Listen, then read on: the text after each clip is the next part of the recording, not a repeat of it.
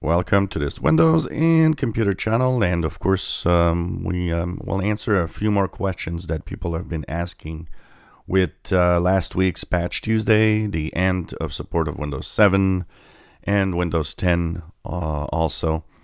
The questions, first of all, a lot of you have been saying, well, they made up that security scare and about the NSA giving details of a big security flaw just to scare every Windows 7 users, and that's why it's a way to scare people off, which is kind of ridiculous.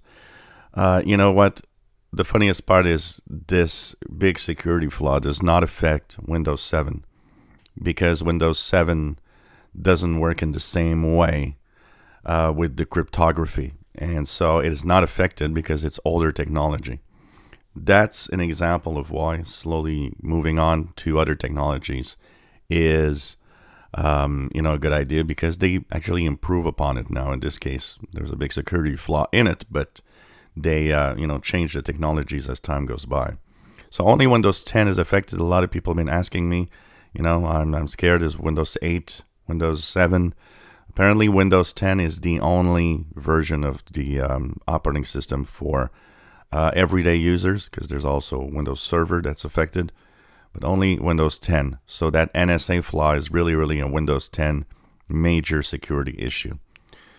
Now, talking about that, and a lot of people have been asking me about the security of Windows 7. One thing for sure is that you're not immediately, in trouble. I get a lot of posts of people saying, well, been using it for 3 days now and I got no problems. Of course not. We just had Patch Tuesday. You are, for now, probably quite safe. It's when the next Patch Tuesday shows up that it's going to start getting a little more complicated. That's when the bad guys will start noticing the flaws that the operating system might have. And that's going to be, of course, different because now there will be a risk because they will know some of the security holes in Windows 7. As for some of you asking me by going to the upgrade process, a lot of you have been telling me that you haven't even entered your key, your Windows 7 key, and still got the free ride. That's because when you upgrade, it can probably read the key. And by reading that key, it actually sees it and upgrades because it knows that you're okay to get that free upgrade process of Windows 7 to Windows 10. Some of you have been asking me if I would go to Windows 10, can I go back to Windows 7 with that key eventually? That key is converted. That means that once you actually have upgraded from Windows 7 to Windows 10, you have in the Windows Updates recovery option an option to roll back. That option will work for 30 days. That means the first 30 days, you will be able to roll back to Windows 7 if for some reason you don't want Windows 10 or if it doesn't work well. But after that, not only can you not roll back anymore, but that key won't work and won't be valid for Windows 7 anymore. That key will be converted into a Windows 10 key.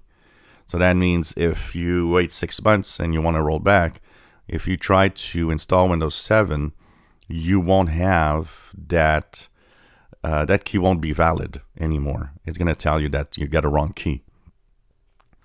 A lot of you have been asking me if you reinstall Windows 7 in 6 months or a year, will you get all the updates? Yeah, typically what happens is that Windows Update, so you take that Windows 7 CD, for example, and reinstall from scratch, you will have all the updates downloading to your PC. And, God knows, Windows 7's update process is really incredibly long. So Windows 7 will, of course, download tons and tons of updates and apply them, and then you'll have to restart. And it's really a big process that's really long. And that's the good thing of Windows 10. Windows 10's cumulative updates aren't working the same way. That actually, they will come as a big batch of updates, and that's it, which is much better in the way that it works. Windows 7 should have been built like that at the beginning, but it's not. But yes, in a year from now, if you install Windows 7 on a PC, you'll get all of the updates downloaded from the Microsoft servers.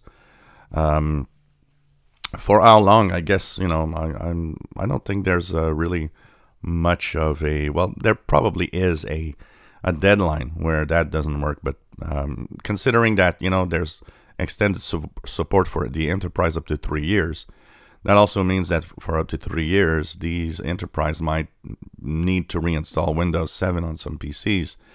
That also means that for the next 3 years, these Windows updates needs to work. So that's for sure. As for the rest, yes, the general idea is that it's better to move on to Windows 10 because you will be safer than Windows 7 as time goes by. But if you continue using Windows 7, just apply, good measure. Be careful of what you do. Be extra careful at what you click on the internet. And I think one of the best recommendations that I had in my video that I talked about for being safe is to just be a standard user. Don't actually run Windows 7 as an administrator, because administrator, you can do anything you want. By running it as a standard user, well, you can't run or install stuff without having the administrative password. And that means that viruses or malware might not be able to actually infect because you're a standard user rather than an administrative user. If you enjoy our videos, please subscribe, give us thumbs up. Thank you for watching.